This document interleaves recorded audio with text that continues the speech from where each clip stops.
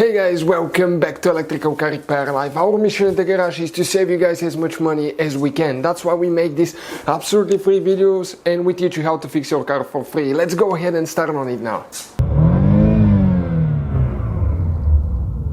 In today's video guys, we'll be working on a Mazda CX-7, and if you are guys trying to find where the fuse for the airbag light is, let's say your airbag light is on, you have no communication with the module if you try to scan the system, or you cannot solve the problem, we'll show you guys where that fuse is, and you need to check that fuse because if the fuse is bad, your airbag light will be on.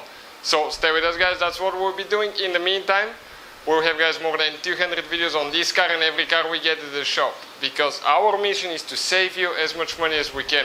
So please subscribe to the channel, like the video and leave a comment below guys, and let us know if the video was helpful. So let's start on it now.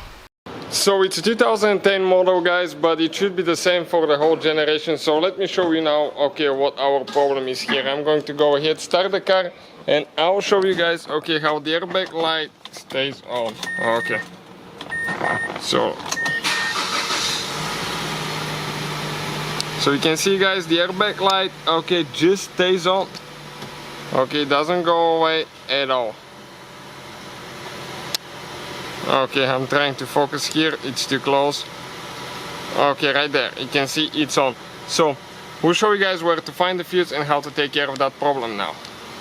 And if that airbag light is on, your traction control light will be on as well guys, check it out. So they're actually connected. So let me show you how we will fix that now.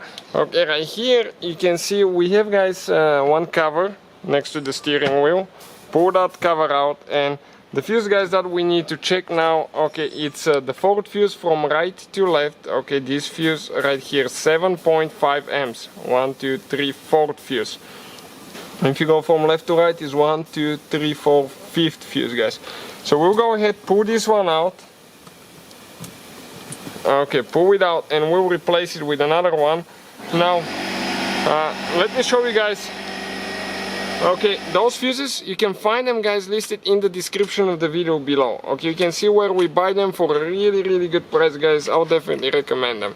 The whole package for a very affordable price. And we'll go ahead and install this fuse right there. Okay, now it's very easy to install it the wrong way. You need to make sure you go all the way up and then push it in, because otherwise people will bend it and you may damage the fuse box. So let me go ahead now. One good thing about the Mazda airbag system, what it does actually, it's self-healing system. So if you fix the problem, the airbag light will turn itself off. If it detects no problems, the code may still be present in the computer, but the airbag light will turn off. And you can see ours did as well. So that definitely took care of the problem. For the traction light, the only thing that we need to do now, we need to drive the car a little bit to initiate the speed sensors, and we'll be ready to go. Or turn, sometimes you may need to turn the steering wheel all the way from left to right.